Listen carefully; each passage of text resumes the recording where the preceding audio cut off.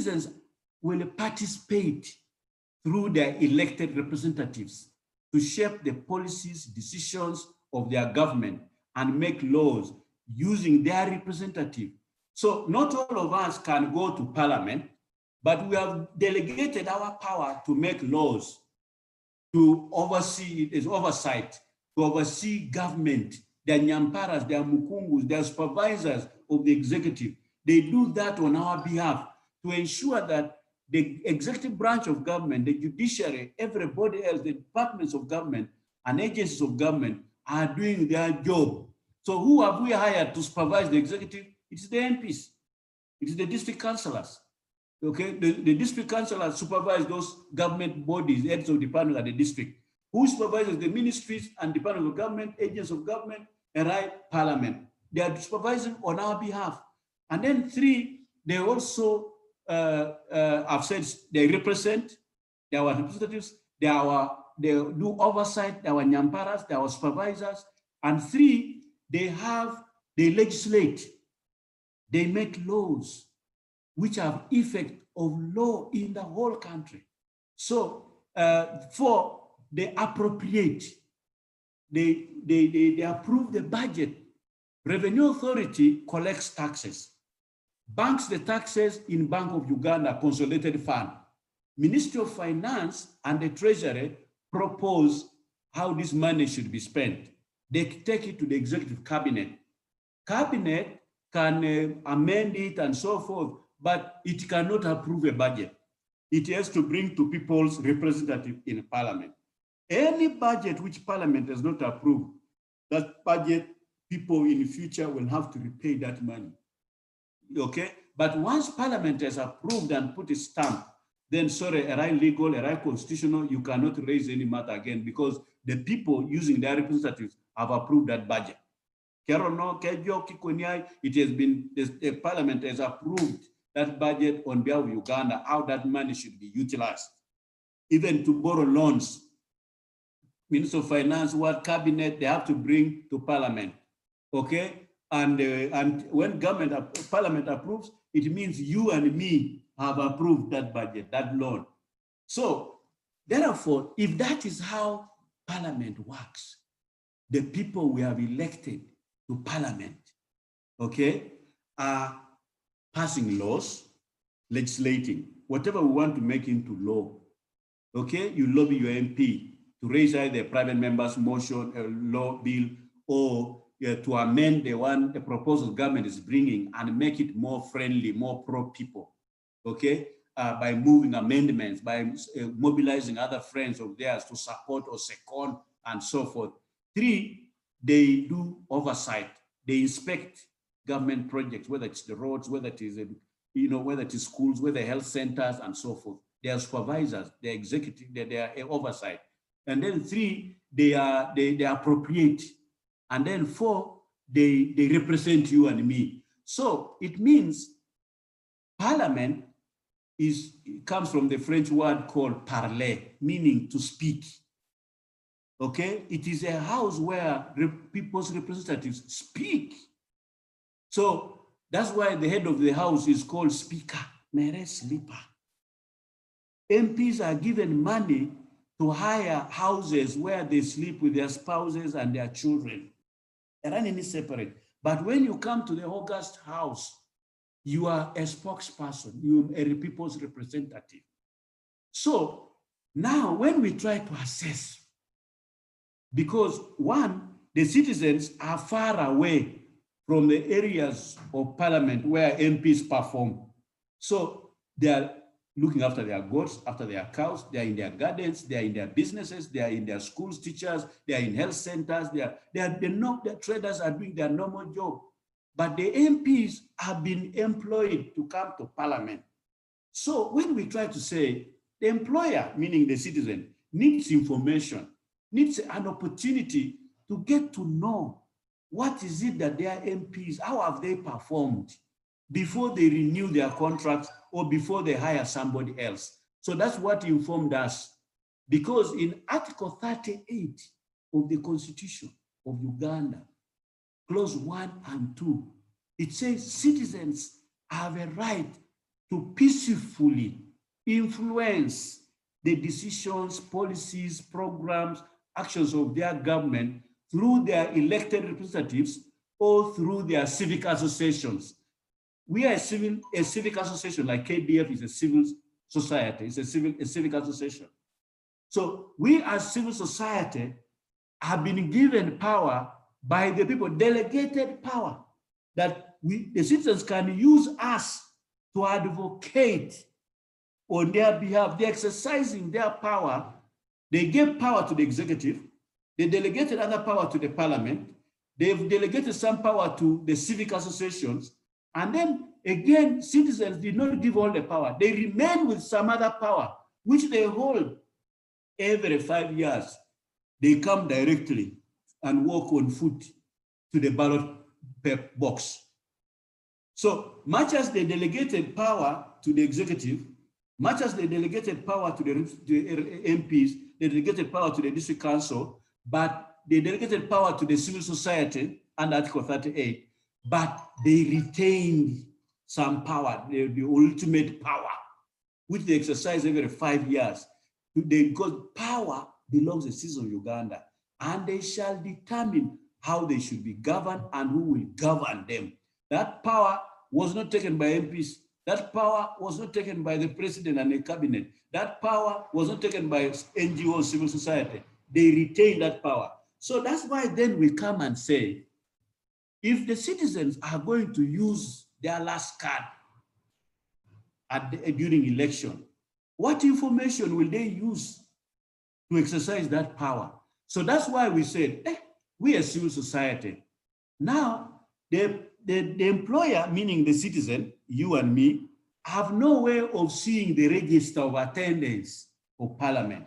Is it possible for AFLI and UMI, Uganda Management Institute, to get in and look at the register and look at attendance, and then bring that information, give it to the citizen and say, but we sent you there. From the official records of parliament, the register, we find there were 108 meetings in the plenary throughout that third year, where all MPs assembled in plenary. Honorable, did you attend? How many of these 108 meetings did you attend? How many did you not? So we have to bring this data through the scorecard and say, for us who saw the register within that 1 year, 365 days of that year, we established that although there are 365 days, this parliament met only for 108 days in a plenary, 108. How many did your MP attend? How many did not attend? So that the employer, the citizens can now ask them and say, Honorable, you are not in the constituency. Now we see that even in the register of parliament, you attend only 5, you attend only 6, you attended 10 out of 108. What do you have to do with this record of your attendance or non-attendance? Because while you were absent, where have you been?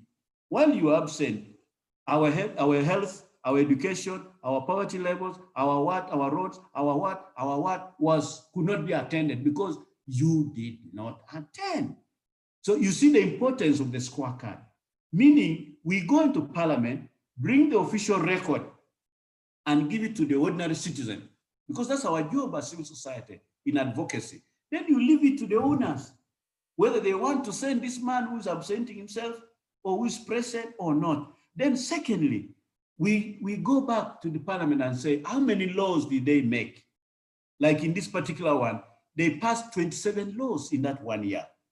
Now, out of these, 18.5% were old laws. You just amend here, amend there, but the rest were new laws. But again, we say which law? We get a law and say 3 tests. 1, did it pass a constitutional test? Because a Bala constitution, any law, custom, or practice which is inconsistent, consistent with any part of this constitution, to the extent of inconsistency, that law is null and void. Kemame law, if it sits badly in the constitution, if it does not agree with the constitution, that law is null and void, a nullity. It can be challenged in court, it can be struck off from the laws of Uganda. So we had to subject these 27 laws into the constitutional test in this scorecard, and we found all of them passed the test. Then secondly, how about sustainable development goals? Uganda government has committed itself internationally to promote sustainable development goals in health, in education, in gender, in many things, in poverty, in many things.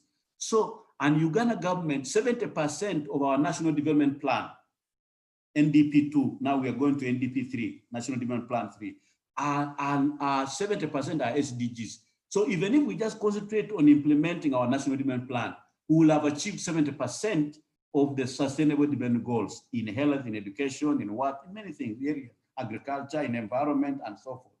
Livestock, we will succeed. But these laws they made, did they contribute to one or two or more aspects of the sustainable development goals? We found yes, all their laws they passed, they contribute in one way or another. So it means our MPs are contributing to the implementation of the sustainable development goals. They pass. Then we come back and say, the presidential assent. If the president does not sign a law which has been passed by parliament, it cannot become law. The president has to sign it off finally, and then becomes law. It cannot be implemented as a law. So we found that 27 laws were made in this year, third year of parliament. We found that the president raised a problem with 3 laws. One is the sugar law, okay, and the others I can't remember. So parliament and raised concerns which needs to be addressed, because remember, the president is also elected. He also is having a delegated power from the citizens. So executive has delegated power. You also parliament, you have delegated power. So you must work in harmony, okay? So the president brought back 3 laws, like in class, do correction in the following areas. So did you do correction? Yes, we found they corrected 2 of the 3. Now, when they were about to correct the 3rd one, they were caught by time. The financial year ended. And so the 3rd law, which is now the sugar bill, was pushed to the 4th year of parliament. So you can see, therefore, you made 27 laws. How many passed all the 3 tests? 26 passed the test. So what did parliament score? 90-something%, okay? Except this one. That's how we consider the using official records of parliament. Merate Marbe, you just speak like that. No, you get the law, you look close this, close that, scrutinize. And then again, on representation, we find attendance of 48% of the whole parliament. Attendance very poor. So now, why are there so many 459 MPs who sat in the 3rd year? Now, if attendance of some is only 20%, do we need all this number of MPs or Jama? So if you don't attend, and only a few of you, like for example, how many spoke when the 26 laws were being amended and passed? Only 51.4%. 51, more than 75% of MPs. Now, if 51% are the ones who pass, who contribute to pass these 26 laws, what were the rest doing? Now, we even had to lower the mark to 25 atemari fair, 5%, 25. And now when we say you have poor below 25, do you have a case even to say? We lowered it because if you are to put at that bar like a university, many of them will have failed. So we had to lower to see how many would pass from 25% to 50%, that is fair. And then 50% to 69%, that's good. And then 75% to now, you can say 75%, maybe I've mixed up, is excellent. So, and then 25% below arrive very poor, So now when you come and say during question time, every Thursday, if you say 108 days plenary met, how many Thursdays are in those 108? So every Thursday of the 108 was question time. An MP is given a chance to ask any minister, any prime minister, any question. So When it came to question time, did the MP for Amudat, for Moroto, for Nakapriprit, for Napak, for Kabong, for Abim, for GA, for now of course Karenga, did they ask? Couldn't you even ask why this number of places, in 60-something% of places in the health centers in Karamoja are filled, the rest are not filled? Couldn't even you ask the Minister of Education, do you fear? Could you even ask about livestock diseases? Couldn't you even ask? So these are the questions citizens must now ask MPs, because we break down for you and say, when we read the Hansard is the official record. When MPs are talking in the plenary, they are being recorded. Like now, I'm being recorded on Zoom. At the end of this session, there will be official record of this meeting. Ikoni Parliament anini. And then Parliament employs people who type. They listen and type this thing into a text. And then they produce. MPs are given to correct in case there are mistakes.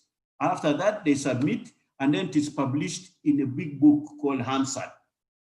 So that is the book